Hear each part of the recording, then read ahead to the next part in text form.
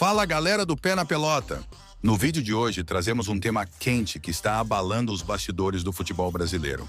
O vice-presidente de futebol do Flamengo, Marcos Braz, se pronunciou sobre uma investigação séria envolvendo o craque Bruno Henrique e um possível esquema de manipulação de apostas. O que será que ele está por trás dessa história? No embarque para Belo Horizonte, Braz revelou detalhes de uma investigação que começou com a FIFA e passou pelo STJD, e que agora envolve até a Polícia Federal. Tem muita coisa para ser desvendada, e você vai conferir todos os detalhes com a fala completa do dirigente. Será que o Flamengo sabia de tudo? Qual será o impacto para o time e para o jogador? Fiquem ligados, porque logo mais vocês vão ver o depoimento completo do Marcos Braz. Mas vamos começar então do comecinho, só para todo mundo entender a situação. O GAECO, que é o Grupo de Ações Especiais de Combate ao Crime Organizado do Distrito Federal, abriu essa investigação a partir do momento em que órgãos que fazem consultoria e fazem fiscalização, principalmente do Campeonato Brasileiro, que no ano passado, por conta de tudo que aconteceu, existia o Sport Radar, já que é um órgão que já é especializado nisso, já estava fiscalizando o campeonato, para entender algumas movimentações estranhas em algumas partidas. Então, no caso do Bruno Henrique, teve o jogo ano passado do Campeonato Brasileiro contra o Santos, Flamengo e Santos, em que o Bruno Henrique leva o cartão amarelo, seria o terceiro cartão amarelo dele de uma sequência, então o deixaria fora da partida seguinte. A partida seguinte seria contra o Fortaleza e a seguinte ao do Fortaleza seria contra o Palmeiras. A gente que acompanha futebol sabe que é normal, às vezes, o jogador tomar esse cartão amarelo para não ficar fora do jogo mais importante, né? No caso, contra o Palmeiras, ano passado, toda a disputa pelo título. Mas a situação é que essas empresas, elas entenderam que existia uma movimentação exponencial, foi feita uma movimentação exponencial, um número de apostas em cima deste cartão amarelo do jogador por pessoas próximas ao jogador. Então, além de familiares como o irmão, a cunhada e também a prima, vários amigos ou colegas, assim, pessoas relacionadas ao jogador de alguma forma. Nessa manhã, mandados de busca e apreensão foram expedidos por todo o país, no caso, os dois estados que estariam envolvidos, o estado do Rio de Janeiro e também aqui de Minas Gerais, 4 cidades aqui de Minas Gerais. Esses mandados de busca e apreensão já foram cumpridos, 12 mandados no total, e aí agora vão poder, de fato, trazer materiais de evidência. O Flamengo foi comunicado pela FIFA há um tempo atrás que teria um atleta sendo investigado. Isso passou para o STJD. O Flamengo chamou o atleta deu as explicações pertinentes. Na época, a gente enviou para o STJD. Ato contínuo, o STJD acredito que deva ter investigado, analisado as respostas, os lances, arquivou o processo. Nós também tivemos não acesso, mas essa informação, isso foi passado para a CBF. Parece que a CBF, em ato contínuo, passou para as autoridades, relatou às autoridades sobre isso aí, e aí, num segundo momento, aí ninguém tinha acesso, que estava em segredo de justiça, deflagrou essa operação aí, essa investigação. Isso foi num segundo momento. E é claro, o Flamengo não sabia absolutamente de nada neste segundo momento de que teria essa investigação. O Flamengo, claro, como uma instituição, o Flamengo é o que tem mais interesse que isso se resolva. O Flamengo tem interesse também em muito que isso se resolva. Lógico, como as autoridades, todo mundo do meio esportivo, todos aqui. O Flamengo estará contribuindo da forma que for possível em que a Justiça necessite dessa contribuição. Dará também apoio ao atleta em ato contínuo, porque ou pelas relações humanas que tem com o atleta, ou até pela presunção da inocência que a gente tem que ter desde o começo. E agora com muita calma, com muita tranquilidade, aguardar as ações da Justiça e você ir respondendo e ajustando conforme for todos os atos que o atleta terá que responder também. Foi a conversa com ele, que ele está se sentindo bem, enfim, está abatido. Foi a conversa com ele, que ele está se sentindo bem, enfim, está abatido, pediu para jogar. Como é que está sendo essa preparação, até psicológica, para o atleta no momento como esse? Nós tínhamos uma programação do treino hoje de manhã, pós-treino, a viagem aqui estamos aqui para Minas Gerais. E quando ele chega no CT, eu converso com ele pessoalmente, com mais uma pessoa.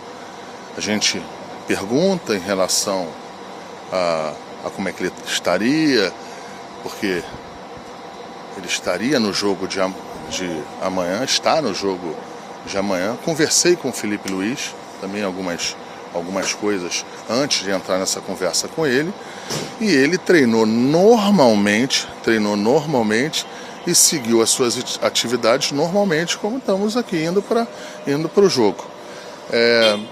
Ele a todo momento estava muito tranquilo, dizendo que não teria absolutamente nada com isso, que ele também teria o maior interesse do mundo de entender o que aconteceu e, claro, estará pronto para a justiça, para qualquer situação em que ele terá que dar explicações daqui para frente. Quanto que isso mexe no meio de uma semana entre finais, né, de Copa do Brasil, isso acontecer com vocês? Sim, assim, como é uma investigação que já tem há algum tempo, uma investigação que já veio de Brasília, numa precatória para o Rio de Janeiro, para que se deflagrasse a operação aqui, a gente também não pode ser irresponsável de achar que essa operação poderia ser feita depois das finais ou não. A gente não tem acesso aos autos, então eu não vou ser irresponsável, porque se a operação foi feita hoje, eu acredito que a Justiça e os delegados, os procuradores que estão envolvidos, com certeza entenderam que era necessário fazer a operação o mais rápido possível. Eu, como vice-presidente de futebol, eu gostaria que essa operação nunca tivesse, mas se tivesse, fosse a partir de domingo, na segunda-feira, após uma decisão como essa. Não vou falar para você que é uma situação normal, que eu não poderia falar nunca em relação a isso. O que eu posso falar para você é que nós estamos tentando minimizar, não o fato, mas minimizar as ações de uma busca e apreensão com os atletas, uma busca e apreensão dentro do CT do Flamengo, para que nós possamos ter a tranquilidade devida, não só para o jogo de amanhã, que é muito importante, mas principalmente para o jogo de domingo, em que a gente disputa um título nacional contra um adversário forte, com a sua torcida na casa do adversário.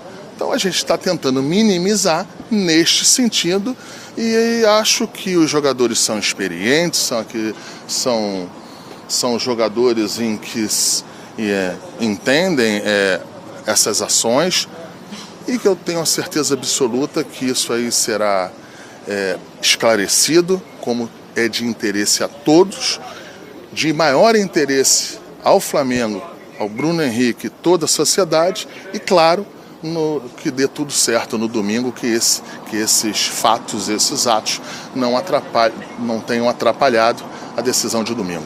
Você falou que o Bruno Henrique está tranquilo, que você conversou com ele. Vocês entraram nos detalhes da denúncia? Você chegou a falar com ele sobre o fato dos parentes terem feito uma conta nessa bet na véspera da partida do Santos e apostado valores altos, né, milhares de reais, num palpite bem específico? Vocês chegaram a falar sobre esses detalhes? Não, porque ninguém tinha acesso a essa ação. Essa ação estava, parece que até há pouco tempo, poucas horas, em segredo de justiça.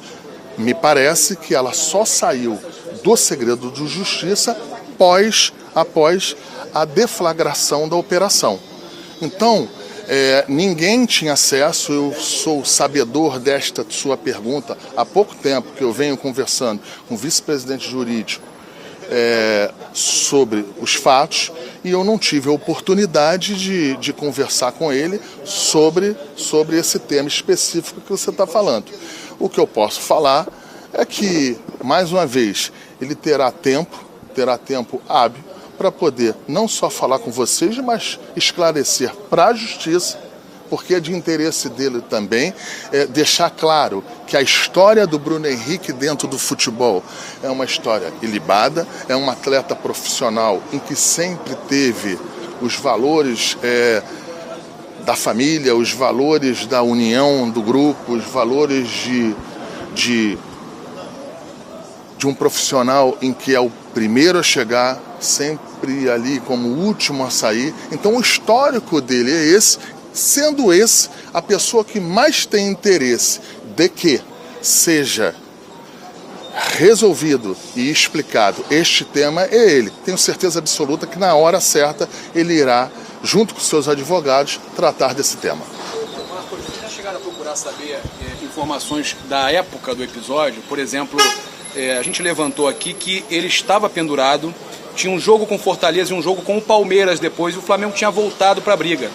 E aí é óbvio que isso é questão da investigação e do próprio Bruno, mas se não houve, de repente, a intenção da que o jogador costuma fazer de tomar o cartão para jogar contra o Palmeiras. E aí, comentando com alguém pode ter usado isso, mas não o jogador pegar e falar, joga.